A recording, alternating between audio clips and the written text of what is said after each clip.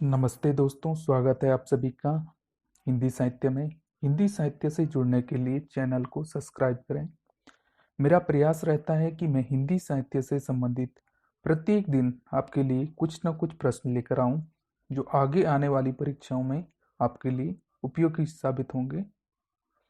हम पढ़ रहे हैं अपभ्रंश और पुरानी हिंदी का संबंध। इससे पहले मैंने अपभ्रंश और पुरानी हिंदी के संबंध में 2 वीडियो डाले हैं। अगर आपने वे वीडियो नहीं देखे हैं तो उन्हें भी देख लें। तो चलो शुरू करते हैं। अपभ्रंश और पुरानी हिंदी का संबंध। प्रश्न है, पुष्पदंत की भाषा को मराठी की जननी किसने कहा है? तो पुष्पदंत की भाषा को मराठी की जननी डॉक्टर तगारे ने कहा है। नेक्स्ट प्रश्न है, अपभ्रंश का सर्वाधिक लोकप्रिय छंद कौन सा है? तो वो है, ये बहुत बार एग्जाम में आया हुआ भी है, दोहा जो छंद है वो अपभ्रंश का सर्वाधिक लोकप्रिय छंद है। नेक्स्ट प्रश्न है, निम्नलिखित में से कौन सा कथन असत्य है? ये कथन आप पढ़ लेना, मैं केवल सही उत्तर आपके सामने दे रहा हूं। अपभ्रंश में तत्सम शब्दों का बाहुल्य है, जो कथन असत्य है। जबकि सत्य कथन है 5वीं 9वीं सदी के सिद्धों की भाषा में हमें अपभ्रंश से निकलती हुई हिंदी स्पष्ट दिखाई देती है। नाथ जोगियों की वाणी में आरंभिक हिंदी का रूप अधिक निखरा हुआ है। अपभ्रंश में क्षतिपूरक दीर्घीकरण की प्रवृत्ति पाई जाती है। नेक्स्ट प्रश्न है, दक्षिणी अपभ्रंश को निराधार एवं अवैज्ञानिक किसने कहा है? तो दक्षिणी अपभ्रंश को निराधार एवं अवैज्ञानिक डॉक्टर नामवर सिंह ने कहा है। नेक्स्ट प्रश्न है, प्राज्ञा को अपभ्रंश का एक भेद माना है? तो राम शर्मा ने प्राज्ञा को अपभ्रंश का एक भेद माना है। नेक्स्ट प्रश्न है, भारतीय आर्य भाषाओं का उदय माना जाता है? भारतीय आर्य भाषाओं का उदय 1000 ईस्वी के आसपास माना जाता है। भारतीय आर्य भाषाओं का उदय 1000 ईस्वी के आसपास माना जाता है। नेक्स्ट प्रश्न है, पुरानी हिंदी का उदय माना जाता है? तो पुरानी हिंदी का जो उदय माना जाता है वो अवट से माना जाता है, या माना जा सकता है।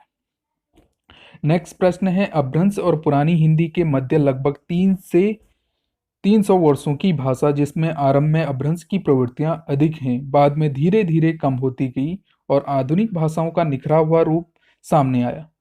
यह बीच का समय कहलाता है। तो यह बीच का समय जो है वो क्या कहलाता है? संक्रांति काल। अपभ्रंश और पुरानी हिंदी के मध्य में लगभग 300 वर्षों की भाषा, जिसमें आरंभ में अपभ्रंश की प्रवृत्तियां अधिक हैं, बाद में धीरे धीरे कम होती गई और आधुनिक भाषाओं का निखरा हुआ रूप सामने आया। यह बीच का समय संक्रांति काल कहलाता है। अवट के भेद हैं, तो अवट के भेद हैं पूर्वी, मध्यवर्ती और पश्चिमी। अवट के 3 भेद पूर्वी, मध्यवर्ती और पश्चिमी हैं। अवट का कार्यकाल, नेक्स्ट प्रश्न है, अवट का कार्यकाल है? तो अवट का कार्यकाल 900 ईस्वी से 1100 ईस्वी या थोड़ा बाद तक है। अवट का जो कार्यकाल है वो 900 ईस्वी से 1100 ईस्वी या थोड़ा बाद तक है। नेक्स्ट प्रश्न है, वर्ण रत्नाकर, कीर्तिलता और कीर्ति पताका में किस अवट का प्रयोग हुआ है? वर्ण रत्नाकर, कीर्तिलता और कीर्ति पताका में पूर्वी अवट का प्रयोग हुआ है। वर्ण रत्नाकर, कीर्तिलता और कीर्ति पताका में पूर्वी अवट का प्रयोग हुआ है। नेक्स्ट प्रश्न है, साहित्य में अवट का प्रयोग कब तक होता रहा है? साहित्य में अवट का प्रयोग 14वीं शती तक होता रहा है, और 14वीं शती तक अपभ्रंश का भी प्रयोग साहित्य में होता रहा है। नेक्स्ट प्रश्न है, शिक्षा शब्द अवट में किस रूप में प्रचलित है? तो ये है शिक्षा। शिक्षा शब्द अवट में शिक्षा रूप में प्रचलित है। नेक्स्ट प्रश्न है, नीचे 2 वक्तव्य दिए गए हैं, इनमें से एक को कथन तथा दूसरे को कारण कहा गया है। कथन ए, अवट में सरलीकरण की प्रक्रिया द्रुत गति से चलती रही है।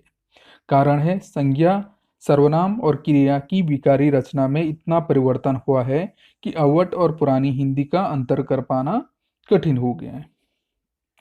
उपयुक्त वक्तव्यों में ए और आर के आधार पर निम्नलिखित में से सही उत्तर चुनिए। तो दोनों उत्तर सही हैं, और इसका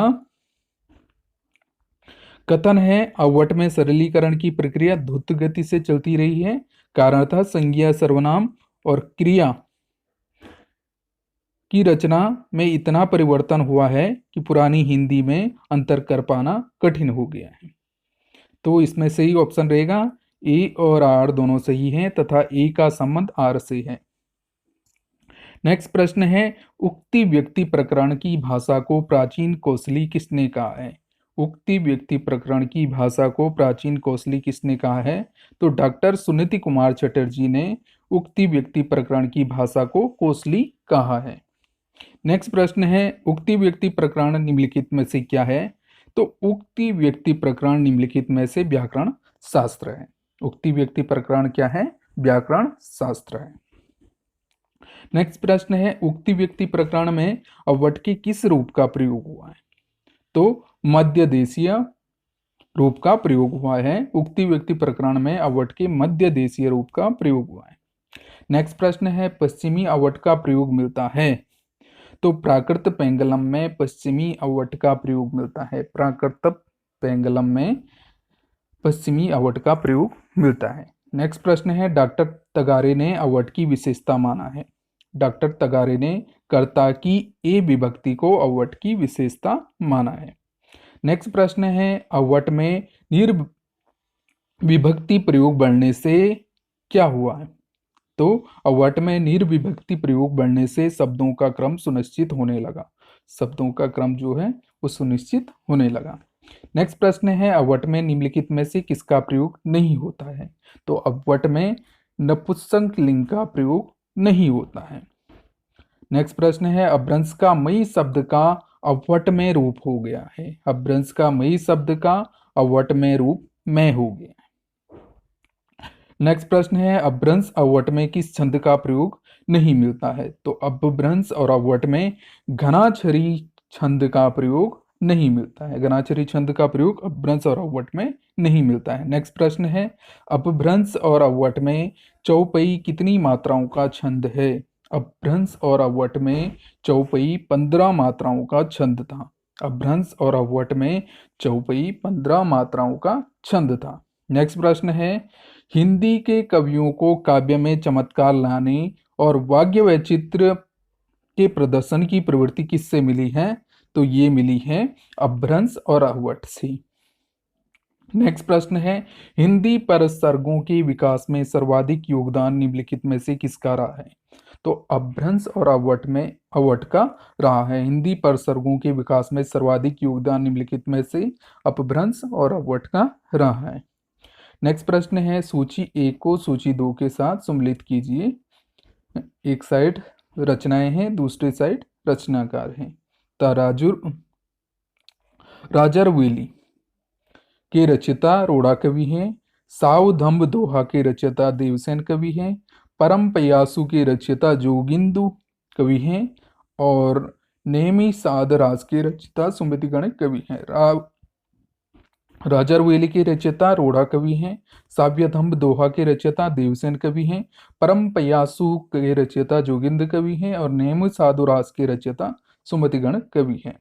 नेक्स्ट प्रश्न है, इनमें से अपभ्रंश का अंतिम कवि कौन है? तो अपभ्रंश का अंतिम कवि कहते हैं रईंदु को। इंपॉर्टेंट क्वेश्चन है कि अपभ्रंश का अंतिम कवि कौन है? तो अपभ्रंश का अंतिम कवि रईंदु हैं। नेक्स्ट प्रश्न है, निम्न निर्देश दिए गए हैं। प्रश्न 128 से 131 तक सभी प्रश्नों में अपभ्रंश अवट की पंक्ति दी गई है। उक्त पंक्ति के नीचे 4 विकल्प दिए गए, जिनमें एक विकल्प का अर्थ सही है। आपको सही अर्थ वाला विकल्प चुनना है। सक्य वाणी बहु न भावी। सक्य वाणी बहु न भावी अर्थात संस्कृत भाषा बहुतों को अच्छी नहीं लगती है। नेक्स्ट कथन है कि पाउ रस को मम न पावई। पाउम और रस को मम न पावई यानी प्राकृत भाषा में रस का मर्म नहीं होता है। नेक्स्ट प्रश्न है, देसिल बहना सब जन मीठा। देसिल बहना सब जन मीठा यानी देसी वचन सबको मीठा लगता है। नेक्स्ट कथन है, ते तेसन जंपो अवटा। इसीलिए वैसा ही अवट में लिखता हूँ। इसका अर्थ होता है इसीलिए वैसा ही अवट में लिखता हूँ।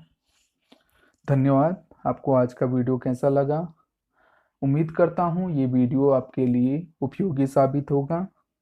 धन्यवाद।